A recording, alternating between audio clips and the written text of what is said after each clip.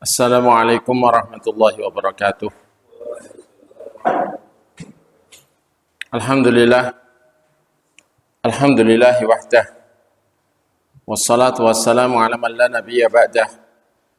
Wa ala alihi wa sahbihi wa man tabi'a hudah ila qiyamis sa'ah. Wa ashhadu an la ilaha illallah wahdahu la syarika lah. Wa ashhadu anna sayyidana Muhammadan abduhu wa rasuluh. Qala ta'ala ya ayyuhalladzina amanu taqullaha haqqa tuqatih wa la tamutunna illa wa antum muslimun amma ba'd. Ikhwani wa akhwati fillah, a'azzakumullah wa rahimakum. Alhamdulillah fi hadzal yaum jama'ana Allah wa iyyakum marratan ukhra linata'alam dinallah min haitsul aqidah. Alhamdulillah pada kesempatan hari ini kita dipertemukan kembali untuk bersama-sama mengkaji agama Allah dari segi akidah. Dan sebagaimana kita tahu bahwa akidah perkaranya adalah perkara yang sangat penting, bahkan paling penting di dalam agama ini, dan harus mendapatkan perhatian yang besar, bahkan perhatian pokok di dalam kewajiban mencari ilmu, karena akidah kedudukannya adalah usulul syariah, pokok-pokok syariat, pondasi syariat, di mana di atas akidahlah agama Allah ini secara keseluruhannya dibangun. Dan materi akidah Ahlus Sunnah wal Jamaah yang pokok itu adalah pembahasan tentang rukun iman yang 6. Meskipun dalam kitab-kitab akidah, para ulama juga memasukkan bab-bab yang menjadi pembeda antara orang kafir dengan orang Islam, kemudian antara Ahlus Sunnah wal Jamaah dengan Ahlul Bid'ah dalam akidah. Dan juga membahas tentang hal-hal yang menjadi kesepakatan seluruh kaum muslimin, di mana tidak ada yang menyelisihinya kecuali non-Islam, atau tidak ada yang menyelisihinya kecuali suatu kelompok yang menyimpang yang mengaku Islam. Karena itu dalam kitab akidah kadang-kadang dicantumkan bab mashul khuffain, bolehnya mengusap 2 khuf atau sepatu boot atau kaos kaki ketika berwudu bagi orang yang memenuhi syarat untuk itu, yakni ketika memakai khuf dalam kondisi kakinya suci dari najis dan dirinya suci dari hadas, maka untuk mukim punya hak mengusap sehari semalam tanpa melepasnya ketika wudu, dan musafir 3 hari 3 malam. Kenapa masalah fikih semacam itu dimasukkan ke dalam sebagian kitab akidah oleh para ulama? Karena memang sudah menjadi kesepakatan seluruh ulama Ahlus Sunnah wal Jamaah, dan tidak ada yang menyelisih hal itu kecuali Syiah. Kemudian juga di sebagian kitab akidah dicantumkan hukum nikah mut'ah. Ya, sebagaimana dalam kitab Al-Wasiyah karya Imam Syafi'i, wal mut'atu muharramah. Mut'ah itu diharamkan ila antaqum as-sa'ah, sampai tegaknya hari kiamat. Kenapa? Karena ini menjadi pembeda antara Ahlus Sunnah dengan Syiah, di mana satu-satunya kelompok yang mengaku Islam, satu-satunya kelompok yang mengaku Islam yang menghalalkan mut'ah hanyalah orang Syiah. Yang Syiah itu termasuk kelompok Ahlul Bid'ah yang sangat jauh penyimpangannya dari Ahlus Sunnah wal Jamaah. Dan juga sebagian pembahasan kaidah dalam agama itu dicantumkan dalam kitab-kitab akidah, seperti tentang sholat jamaah dan sholat Jum'ah dan sholat Id bersama pemimpin atau bersama imam atau bersama pemerintah. Ini semuanya dicantumkan, padahal itu kaitannya adalah lebih cenderung kepada masalah fikih, namun karena itu sangat ada kaitan dengan manhaj ahlu bid'ah dalam mensikapi masalah-masalah itu, hal-hal yang sudah disepakati, diijma'i oleh ahlu sunnah, maka ahlu sunnah wal jamaah itu mencantumkan pernyataan-pernyataan seperti itu atau ijma' dalam hal itu di dalam kitab-kitab akidah. Dari situ kita punya gambaran sebenarnya materi akidah itu isinya apa, gitu ya. Isinya apa?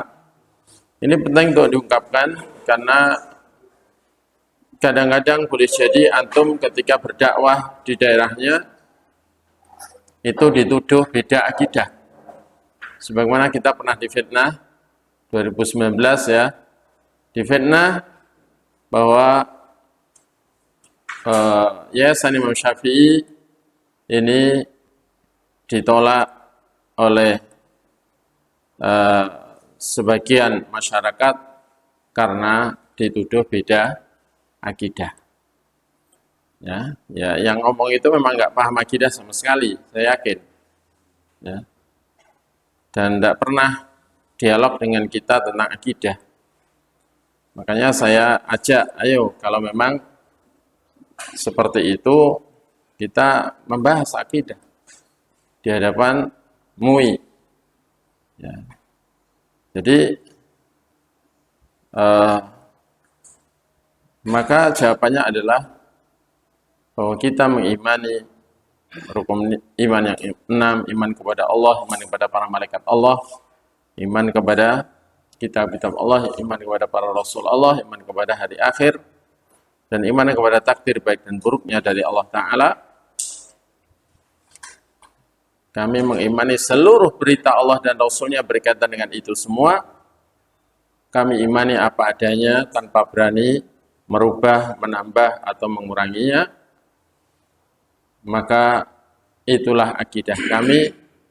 Kalau panjenengan mengatakan beda akidahnya dengan kami, akidah panjenengan itu bagaimana? Dijawab begitu aja, ya. Mungkin punya rukun iman yang beda, ya kan? Ya. Inilah materi utama akidah Islam yang kami yakini. Tinggal yang menuduh beda akidah ini rukun imannya ada berapa, terus apa saja. Kalau sama, ya berarti nggak ada beda akidah. Ya, kecuali tuduhannya bahwa di sebagian bab rincian akidah atau di sebab cabang pembahasan akidah, di sebagian cabang pembahasan akidah ada perbedaan, maka bisa kita terima dan belum tentu kita yang salah. Begitu ya. Jadi kalau dituduh beda akidah jangan diam. Jangan merasa iya memang kita beda akidah, jangan. Akidah kita akidah Ahlussunnah wal Jamaah mengimani rukun iman yang 6. Dan pembahasan tauhid itu bagian dari pembahasan rukun iman yang pertama. Iman kepada rububiyah Allah, uluhiyah Allah, dan asma' sifatnya Allah. Nah, ini gambaran tentang materi akidah. Saya ingatkan kembali supaya antum punya gambaran apa yang harus dikaji dalam perkara akidah ini dan apa yang harus dianggap terpenting dalam mengkaji ilmu akidah. Ya, termasuk tentang hak-hak Nabi, hak-hak keluarga Nabi, hak-hak para sahabat. Ini nanti dibahas dalam akidah untuk membedakan antara Ahlus Sunnah dengan Syiah, dengan Khawarij, dan sebagainya, dengan Nawasib, dan sebagainya. Ini hal penting yang harus dipahami bersama. Taib. Dan sekarang kita membahas lanjutan tentang qada dan qadar. Dahulu terakhir kita kaji tentang takdir ya. Dan kesimpulannya mengimani takdir itu dengan mengimani 4 perkara. Masih ingat ya? Yang pertama apa? Mengimani ilmu Allah. ilmunya Allah yang sempurna yang mendahului segala sesuatu. Bahwa Allah itu alima ma kana wa ma yakunu wa ma lam yakun an law kana kaifa yakunu. Allah itu telah tahu dengan pengetahuan yang sempurna terhadap segala apa yang telah terjadi dan segala apa yang sedang terjadi dan segala apa yang belum terjadi. Seandainya terjadi, bagaimana kejadiannya. Allah telah tahu segala apa yang telah ada dan tidak pernah melupakannya. Dan Allah telah tahu segala apa yang sedang terjadi, sedang ada, tanpa ada yang luput dari pengetahuannya. Dan walau setitik atom pun, walau lebih kecil dari atom di langit maupun di bumi, tidak ada yang luput dari pengetahuan Allah. Dan Allah telah tahu segala apa yang belum ada, ketika ada nanti bagaimana keadaannya. Secara global maupun rinci serinci-rincinya, dohirnya maupun dalamnya, batinnya, itu semua telah Allah ketahui. Dan pengetahuan Allah telah sempurna sejak awal. Di mana pengetahuan Allah tidak pernah bertambah sedikit pun. Tidak ada sesuatu yang belum terjadi yang ternyata tidak diketahui oleh Allah. Tidak ada satupun kehendak makhluk yang belum terjadi, yang belum diketahui oleh Allah di masa awal. Masa awal artinya masa, istilah sebagian ulama, masa azali, masa di mana Allah Ta'ala belum mencipta apapun. Dan yang kedua, yakni mengimani apa? Alkitabah, penulisan, bahwa Allah Ta'ala telah menulis seluruh takdirnya, ciptaan dia, baik berupa makhluk hidup maupun ciptaan atau makhluk mati, semuanya sudah ditulis. Intinya apa yang akan ada, apa yang akan terjadi, itu sudah Allah tulis di lembaran takdir yang disebut Allahul Mahfudz, lembaran yang terpelihara, lembaran yang terjaga. Dan tulisan itu sudah kering, dan lembaran catatan takdir itu sudah dilipat atau ditutup. Dan hal itu pasti sesuai dengan kenyataan yang nantinya terjadi, karena Allah tidaklah mencipta kecuali berdasarkan takdir tersebut. Ya. Jadi termasuk apa yang akan Allah kehendaki sampai selamanya tanpa batas, itu Allah sudah tahu. Nanti akan menghendaki demikian, dan apa yang dikehendaki hamba yang Allah juga kehendaki sehingga Allah wujudkan, dan mana dari kehendak hamba yang tidak Allah kehendaki sehingga tidak terwujud, semuanya itu sudah Allah ketahui sebelumnya dan sudah Allah tulis. Kemudian yang ketiga, dengan mengimani al-masyiah, yakni kehendak Allah Ta'ala, wa masyiah tutanfudu la masyiata lil ibadi illa masya'alahum fa masya'alahum kana wa malam yasha'alam yakun. Yakni bahwa Allah Ta'ala memiliki kehendak, dan kehendak dialah yang pasti terwujud apapun, dan tidak ada kehendak bagi hamba kecuali sebatas apa yang Allah kehendaki, dan apapun yang Allah kehendaki pasti terjadi, dan apa yang tidak Allah kehendaki tidak akan terjadi. Para hamba memiliki kehendak, tapi Allah juga punya kehendak, dan kehendak hamba itu ada konsekuensinya walau tidak terwujud, ya. Dan kehendak Allah itulah yang pasti terwujud. Karena orang memilih keburukan kemudian berusaha melaksanakannya tapi gagal, itu berarti hamba menghendaki tapi Allah tidak menghendaki terjadinya, ya. Tapi karena sudah berusaha, terjadi atau enggak terjadi, terwujud atau tidak terwujud, tetap hamba itu mendapatkan dosa. Mendapatkan dosa seperti kalau berhasil mewujudkan kehendak dan niat buruknya. Demikian juga kebaikan. Orang yang sudah berniat kebaikan, menghendaki kebaikan, dan berusaha untuk kebaikan, tapi Allah tidak menghendakinya sehingga tidak terwujudlah perbuatan kebaikan itu, maka hamba sudah mendapatkan pahala seperti orang yang berhasil melaksanakan niat baiknya. Walau belum bisa mewujudkan karena memang Allah tidak menghendaki terjadinya. Ya, sudah dapat pahala seperti mengamalkannya. Ini menunjukkan bahwa masyiatul ibad mu'tabar, kehendak hamba itu dianggap, maksudnya bukan terus yang dianggap hanya apa yang dikehendaki Allah, tidak, ada nilainya. Dan itu semua sudah Allah ketahui sebelum segalanya Allah cipta, dan sudah termasuk yang Allah tulis. Gitu ya. Dan tidak ada paksaan dalam hal ini. Ya, tidak ada paksaan dalam artian hamba ini untuk memilih itu nggak ada paksaan. Ya, tapi kalau untuk terjadi atau enggak terjadi memang sebatas yang dikehendaki oleh Allah, karena kehendak Allah ini memaksa untuk terwujud atau memaksa untuk tidak terwujud. Paham ya?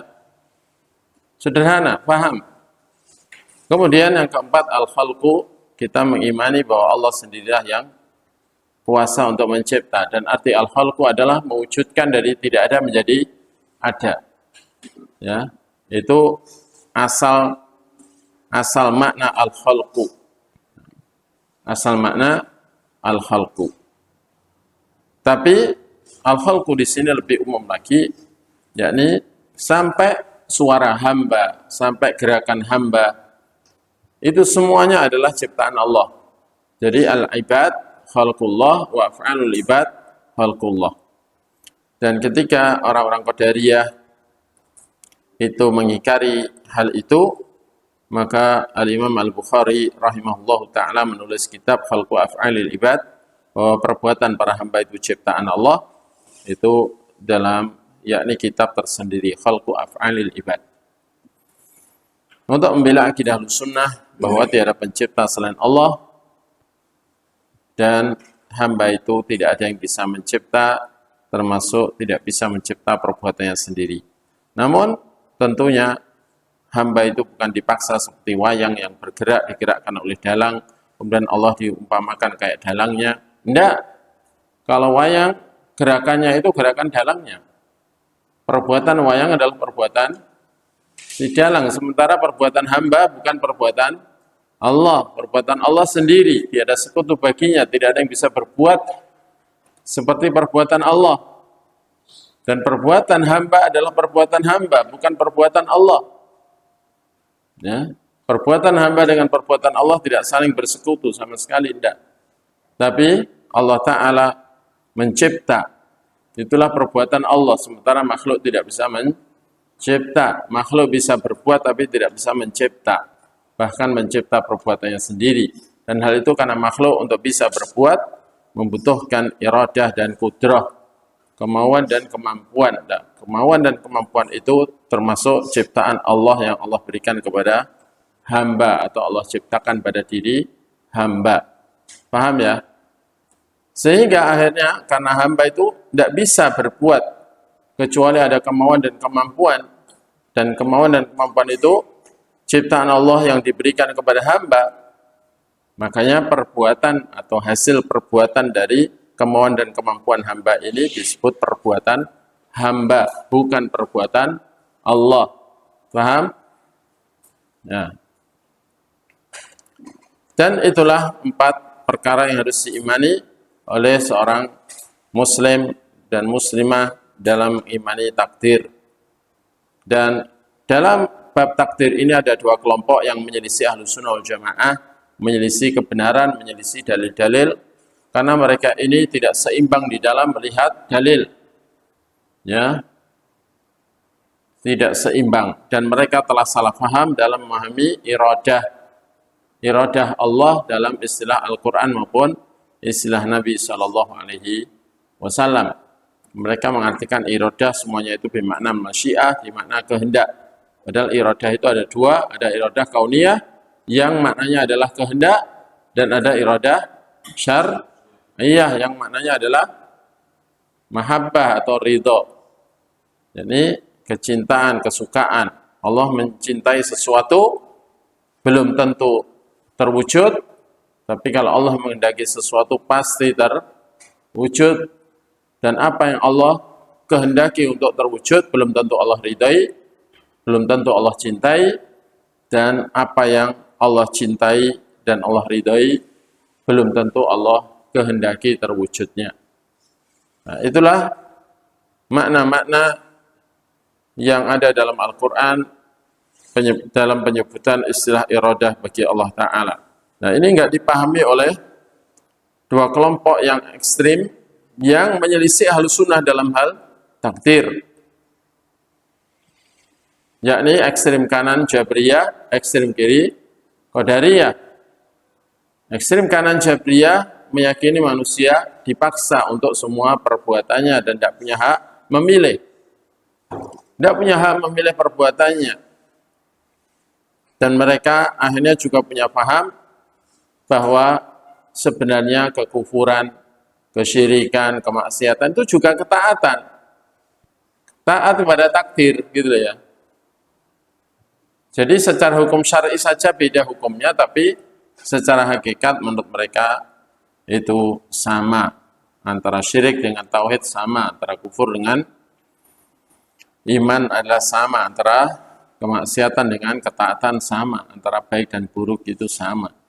Dan ini adalah jelas kebutaan yang parah. Kebutaan yang parah tentang agama ini. Itu Jabriyah. Karena alasannya tidak mungkin Allah menghendaki, tidak mungkin suatu terjadi kecuali dengan kehendak Allah, dan tidak mungkin Allah menghendaki sesuatu yang buruk. Jadi istilah buruk itu ketika dinisbatkan kepada manusia, tapi ketika dinisbatkan kepada Allah, ya maksudnya karena dianggap ini semuanya perbuatan Allah dan hamba itu dipaksa saja, maka ini sebenarnya baik semua.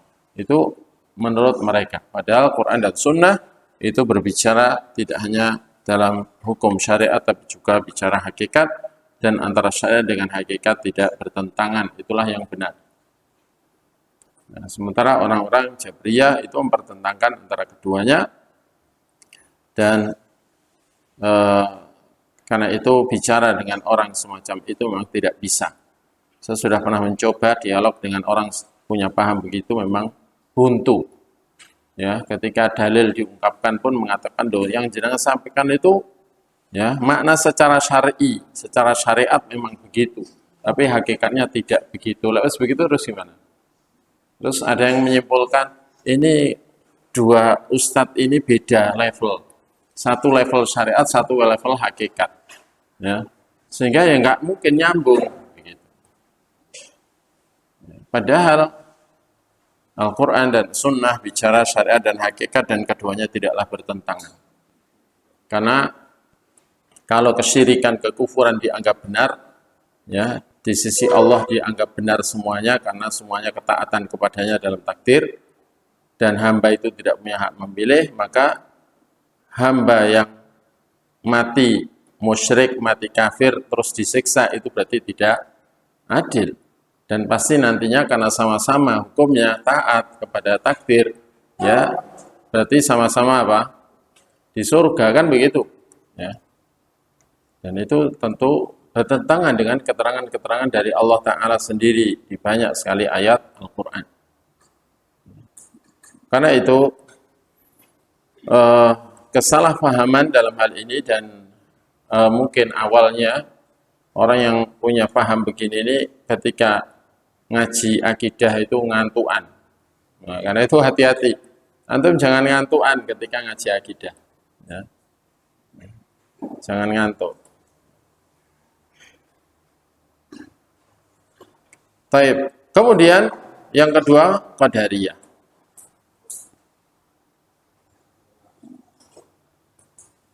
Qadariyah itu mengatakan bahwa hamba merdeka dengan amalnya, tidak ada kaitan dengan iradah Allah dan kudrahnya Allah, dan juga khalq, penciptaan dari Allah. Ya, ini Qadariyah. Dan alasan mereka juga tetap iradah. Artinya Allah tidak mungkin menghendaki terjadinya sesuatu yang Allah benci. Allah tidak mungkin menghendaki terjadinya kesyirikan. Sehingga kesyirikan itu kalau terjadi, itu di luar kehendak Allah. Gitu, mereka iradah itu dipahami masyiah semuanya. Allah tidak mungkin menghendaki terjadinya kekafiran, sehingga ketika kekafiran terjadi itu karena itu kehendak setan dan kehendak manusia. Itu di luar kehendak Allah. Jadi akhirnya dipahamilah bahwa semua penyimpangan itu terjadi di luar kehendak Allah. Sebenarnya Allah tidak menghendaki terjadinya, tapi karena makhluk menghendakinya akhirnya terjadi. Maka berarti kehendak makhluk dalam hal keburukan itu lebih kuat daripada kehendak Allah. Allah menghendaki kebaikan, makhluk menghendaki keburukan, kehendak Allah kalah dengan kehendak makhluk. Nah, karena itu sempat ada kisah. Ada seorang pengikut paham Qadariyah mendakwai seorang Yahudi. Ya Yahudi, hei Yahudi, aslim, taslam. Masuk Islamlah kamu akan selamat. Si Yahudi ini mengatakan, insya Allah, ya, insya Allah uslim. Ya, insya Allah saya akan masuk Islam. Ya. Terus, suatu hari ketemu lagi, ditanya, kamu sudah masuk Islam? Belum. Terus, loh, aslim. Ya. Dia jawab, insya Allah. Gitu. Terus akhirnya dikasih tahu, qad sya'allahu an tuslim, walakinna syaitan sya'a an la tuslim. Ya. Loh, sebenarnya Allah sudah, kok kamu bilang insya Allah, jika Allah menghendaki, ya, masuk Islam. Iya, saya masuk Islam kalau Allah sudah menghendaki. Nah, terus akhirnya dijelaskan, loh, Allah itu sudah menghendaki kamu dari dulu untuk Islam. Hanya saja syaitan yang menghendaki kamu untuk tidak Islam. Ya. Terus si Yahudi ini ya bisa ngolah otak juga ya. Dia mengatakan, loh, berarti Allah sudah menghendaki saya dari dulu untuk masuk Islam. Ternyata sampai sekarang saya belum masuk Islam. Sementara syaitan menghendaki saya untuk tidak Islam dan sampai sekarang ternyata saya belum Islam. Berarti kehendak syaitan lebih kuat daripada kehendak Allah. Kalau gitu saya ikut yang lebih kuat saja.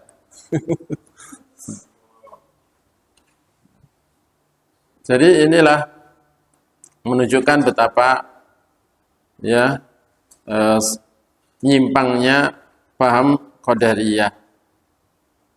Berarti mereka meyakini di alam raya ini banyak sekali yang di luar kendali, di luar kekuasaan, di luar kehendak Allah Ta'ala. Karena jumlah orang kafir jauh lebih besar daripada jumlah orang beriman. Ya. Jumlah ahli maksiat lebih besar lagi daripada jumlah ahli taat. Dari situlah Qadariyah itu diserupakan dengan Majusi, di mana dalam hadis dikatakan Majusu hadil ummah allatina yaquluna la qadar. Majusinya umat ini adalah yang mengatakan bahwa tidak ada takdir, yakni dalam perbuatan ikhtiariyah. Jadi yang harus kita yakini bahwa Qadariyah ini berarti meyakini ada pencipta selain Allah, yakni setiap makhluk menciptakan perbuatannya sendiri, dan meyakini bahwa di alam raya ini banyak sekali kejadian yang terjadi tanpa dikehendaki terjadinya oleh Allah Ta'ala, dan dari situlah mereka berarti terjerumus pada kesyirikan juga, bahkan syirik dalam rububiyah. Karena meyakini ada pencipta selain Allah dan ada kehendak yang lebih kuat dari kehendak Allah, bahkan makhluk memiliki kehendak yang mengalahkan kehendak Allah. Dan itu semua adalah karena kesalahpahaman terhadap makna iradah yang dicantumkan dalam Al-Quran. Taib, inilah kesimpulan tentang keimanan kepada takdir. Rinciannya silahkan membaca dan mengkaji dari kitab-kitab akidah Ahlussunnah wal Jamaah. Taib. Berikutnya kita akan bahas masalah iman, definisinya, dan semua kitab akidah juga membahas tentang ini, yang tujuannya untuk apa? Membedakan apa? Ada yang tahu? Antara Ahlussunnah dengan selain Ahlussunnah. Yang menyimpang dari Ahlussunnah dalam definisi iman siapa?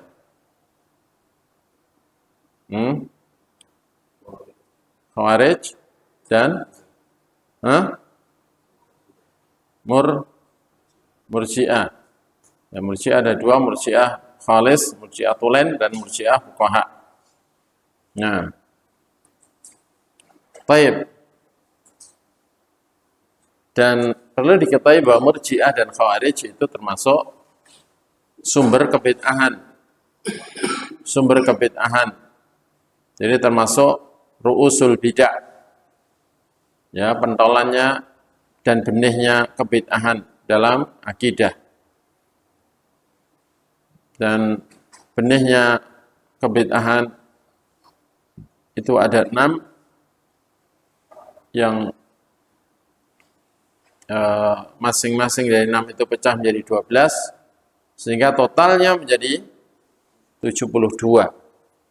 Sementara yang tidak mau dengan kebid'ahan dalam agama adalah Ahlussunnah wal Jamaah yang berpegang kepada Islam yang asli dari Allah yang disampaikan melalui utusannya, dan murni tanpa tambahan dan campuran, dan konsekuen tanpa pengurangan dan perubahan. Nah, sekarang al-iman. Al-imanu qaulun wa amalun. Iman itu berupa ucapan dan perbuatan. Iman itu berupa ucapan dan perbuatan.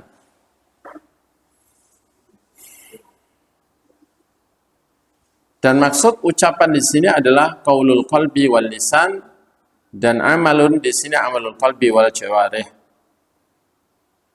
Qaulul qalbi wal lisan wa amalul qalbi wal arkan. Ucapan hati yakni akidah, dan ucapan lisan dan amalan hati dan amalan anggota badan. Itu wujudnya. Kemudian kondisinya bisa bertambah dan bisa berkurang. Dikatakan oleh Syekh Muwafaquddin Al-Imam Ibnu Qudamah Al-Maqdisi rahimahullah ta'ala, seorang imam besar dalam mazhab Hambali, wal imanu qaulun bil lisani wa amalun bil arkani wa aqdun bil jinani yazidu bit ta'ati wa yanqusu bil isyani. Iman adalah berupa ucapan dengan lisan dan amalan dengan anggota badan dan keyakinan dengan hati, yakni akidah, dan iman itu bisa bertambah dengan ketaatan dan berkurang dengan sebab kemaksiatan. Ya, istilah lain, al-iman taqrirun bil janan wa iqrarun bil lisan wa amalun bil arkan yazidu bi ta'atir rahman wa yanqusu bi ta'atis syaitan, atau wa yanqusu bil isyan. Iman berupa keyakinan dengan hati, berupa juga ucapan dengan lisan, berupa amalan dengan anggota badan, dan iman itu bisa bertambah dengan sebab ketaatan kepada Allah yang Maha Luas rahmatnya, dan berkurang dengan sebab kemaksiatan atau ketaatan kepada syaitan. Qala Allah Ta'ala fi suratil Bayyinah, wa ma umiru illa liya'budullaha mukhlishina lahud-din hunafa wa yuqimus salata wa yu'tuz zakata wa dzalika dinul qayyimah. Dan tidaklah mereka diperintahkan kecuali untuk beribadah kepada Allah dengan memurnikan hanya untuk Allah seluruh ibadah. Ad-din fi hadhil ayah manahu al-ibadah wa ta'ah. Jadi tidaklah manusia diperintah kecuali untuk beribadah kepada Allah dengan memurnikan hanya untuk Allah segala ibadah dan ketaatan mutlak. Dan mereka menegakkan salat dan menunaikan zakat atau membayar zakat, dan itulah agama yang lurus. Ayat ini menunjukkan bahwa perkara paling penting dalam hidup manusia di muka bumi ini, dalam kehidupan yang sementara ini, di dalam kehidupan ladang beramal dan menanam ini adalah urusan beribadah kepada Allah dan bagaimana supaya ibadah itu bersih dari segala kesyirikan. Kemudian termasuk ibadah yang pokok di dalam agama ini yang harus diperhatikan dalam hidup yang sementara ini adalah menegakkan sholat dan membayar zakat. Ya, menegakkan sholat dan membayar zakat.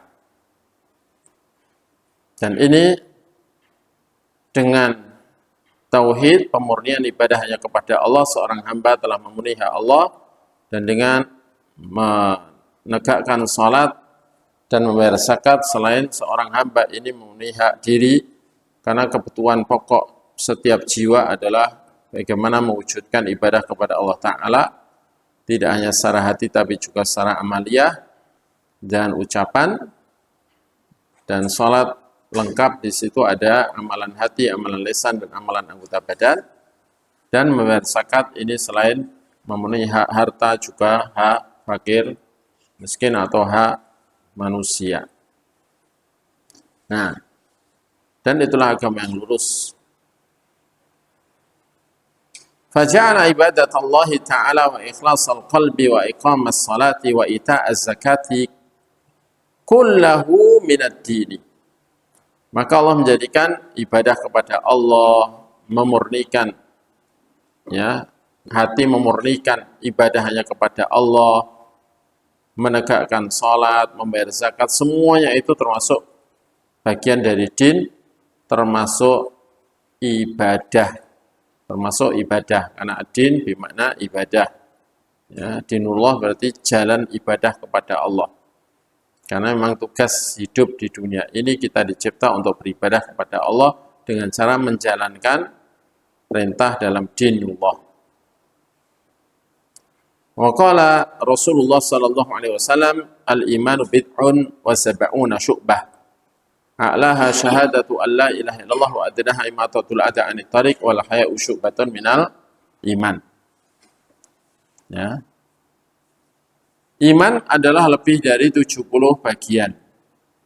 Bagian yang tertinggi adalah syahadah. Syahadah itu takallama biha bilisani wa taqada bima tadullu alaihi biqalbi wa amila bima taqtadihi bil jawarih. Itu baru disebut syahadah. Jadi mengikrarkan syahadat dengan lisan, meyakini apa yang ditunjukkan syahadat itu dengan hati, berarti akidah tauhid, dan mengamalkan konsekuensinya dengan anggota badan, berarti mewujudkan ibadah kepada Allah. Itu bagian iman yang paling tinggi. Sedangkan bagian iman yang paling rendah, dan syahadat ini zahirnya adalah keyakinan hati dan ucapan lisan.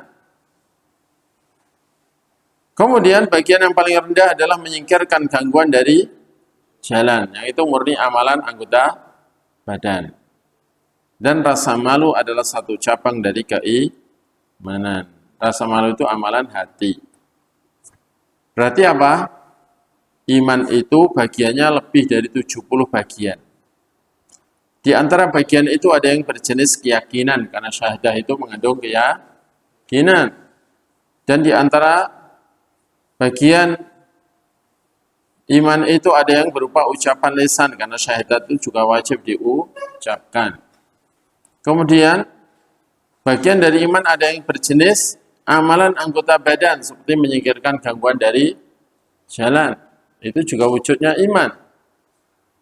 Kemudian di antara bagian iman adalah amalan hati berupa rasa malu. Berarti di antara bagian iman itu ada yang berjenis amalan hati. Dari sini kita tahu bahwa iman itu tidak hanya keyakinan hati seperti kata Murji'ah. Tidak pula seperti Murji'atul Fuqaha yang mengatakan iman itu hanya keyakinan hati dan ucapan lisan. Tapi iman itu ya ada yang wujudnya adalah ada keyakinan hati, ada ucapan lisan, ada amalan anggota badan. Ada amalan anggota badan. Kemudian, karena bagian iman itu lebih dari 70, apakah setiap mukmin itu melaksanakan sempurna 70? Tentunya tidak. Orang berbeda-beda dalam kemampuannya mewujudkan bagian-bagian iman itu. Mungkin ada yang bisa melaksanakan ajaran iman, bagian iman ini, ada yang melaksanakan 30, ada yang melaksanakan 40, ada yang 50, ada yang sempurna imannya bisa 60 lebih atau mendekati 70. Ada yang benar-benar sangat sempurna bisa melaksanakan 70 semua ajaran iman, bagian iman. Bisa mewujudkan pada dirinya. Tapi kadang-kadang juga luntur, ya enggak? Ya.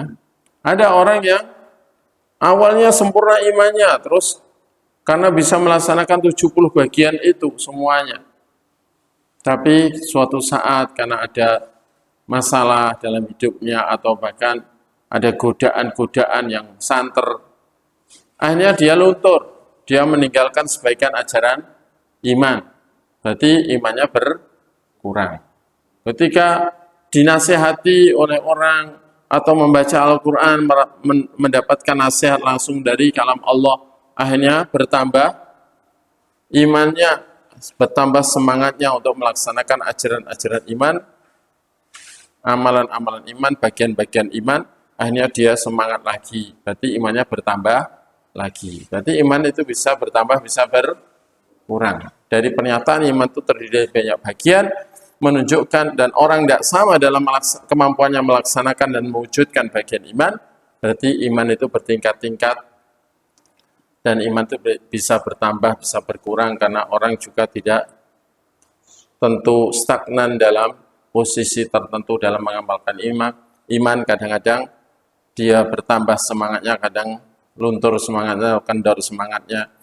Itu adalah hal yang manusiawi dan dari situ kita tahu salahnya pendapat Khawarij yang menganggap iman itu sesuatu yang utuh.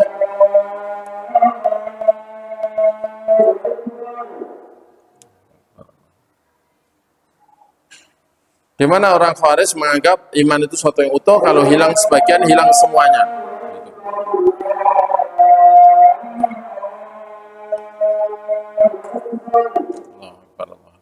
Jadi menurut Khawarij iman itu nggak bisa bertambah berkurang, yang ada adalah ada seluruhnya atau hilang semuanya. Gitu.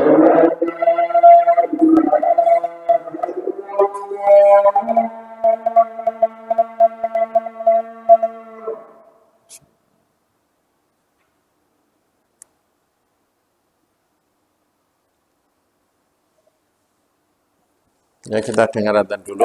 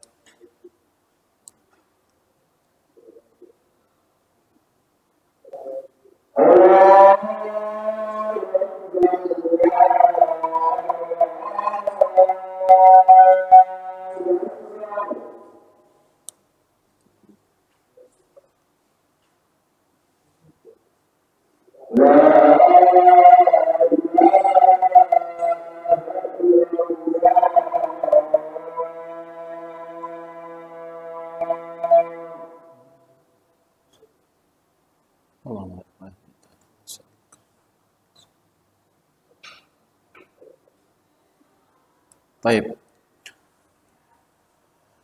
Karena itu kalau ada orang menganggap bahwa orang yang telah melaksanakan pilar-pilar agama ini secara menyeluruh, di mana mengimani rukun iman yang 6, melaksanakan rukun Islam yang 5, dan berusaha ihsan di dalam mewujudkan ibadah kepada Allah Ta'ala. Yang 3 hal ini, iman, Islam, dan ihsan, itulah bagian pokok dari agama Allah ini, yang dibawa oleh Nabi, ajaran pokok. Tapi sekedar tidak baiat kepada imam yang dianggap sebagai khalifah atau imam, maka dianggap keluar dari agama Allah. Ini jelas paham Khawarij. Ya, dia loh tidak meninggalkan bagian-bagian pokok dari agama Allah. Bagian paling pokok dipegang. Sekedar meninggalkan suatu yang dianggap wajib atau bahkan suatu kewajiban yang tidak pokok, ya kan?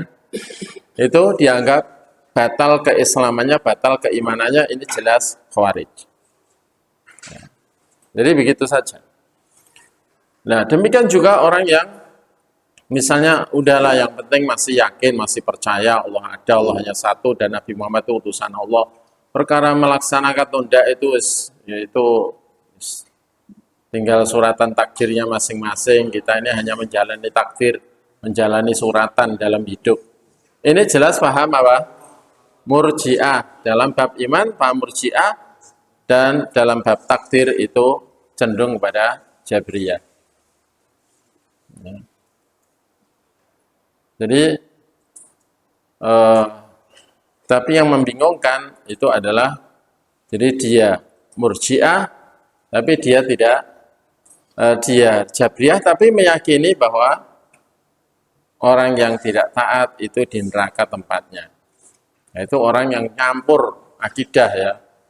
Dia mengatakan sementing saya percaya, ya. Ya masalah ngelakoni ya memang tidak ngelakoni. Ya, karena memang kalau orang itu ya semuanya taat, nanti malah neraka tidak ada tempatnya. Jadi dia itu memposisikan diri sebagai calon ahli neraka. Nah ini yang membingungkan orang begitu, ya. Mungkin belum pernah ya kena api atau bagaimana. Jadi ini adalah hal yang harus kita pahami berkaitan dengan masalah iman. Dan iman itu bisa bertambah dan berkurang. Ini ada tambahan keterangan dari Al-Imam Ibnu Qudamah mencantumkan 2 ayat dalam Al-Quran, yakni surah At-Taubah ayat 124 dan Al-Fatah ayat 4. Allah mengatakan fazadathum imana, maka ayat-ayat Allah yang dibacakan itu menambah kepada mereka iman. Kemudian juga liyazdadu imana ma'imanihim, agar mereka bertambah imannya bersamaan dengan keimanan yang ada pada mereka.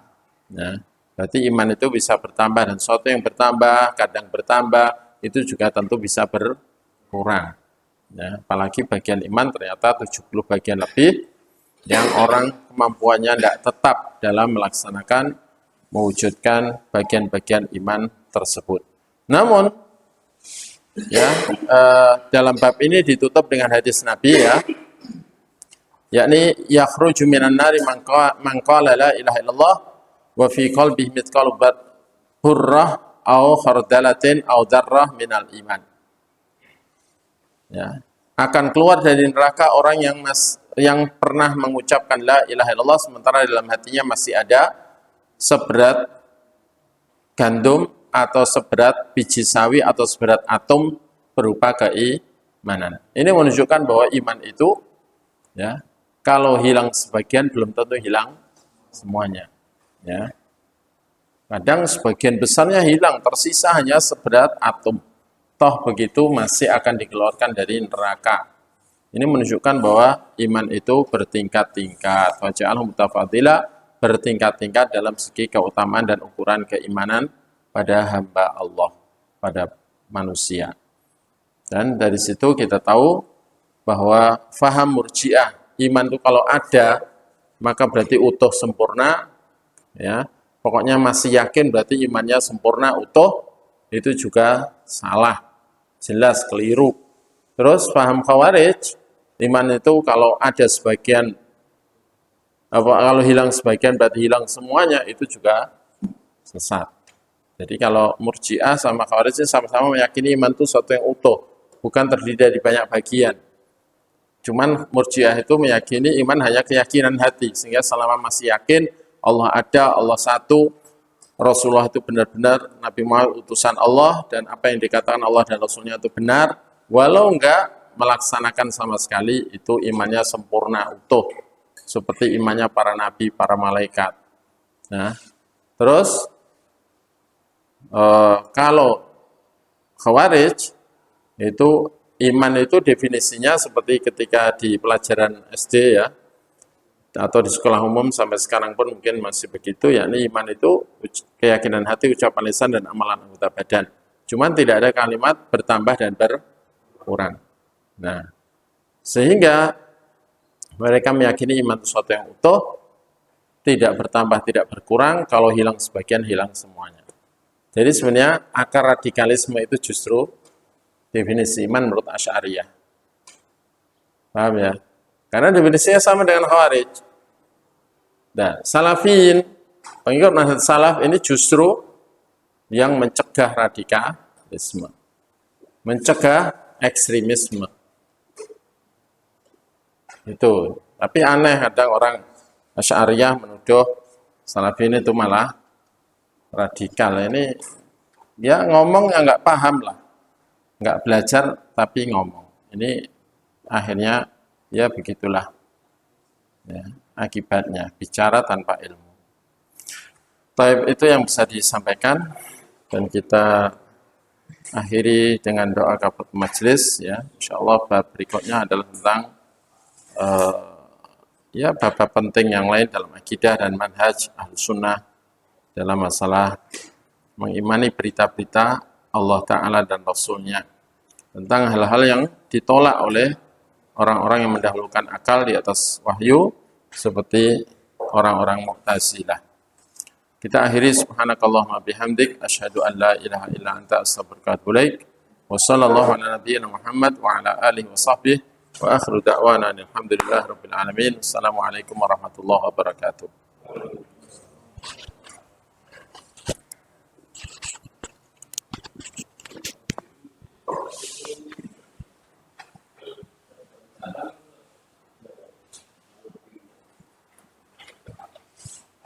Setelah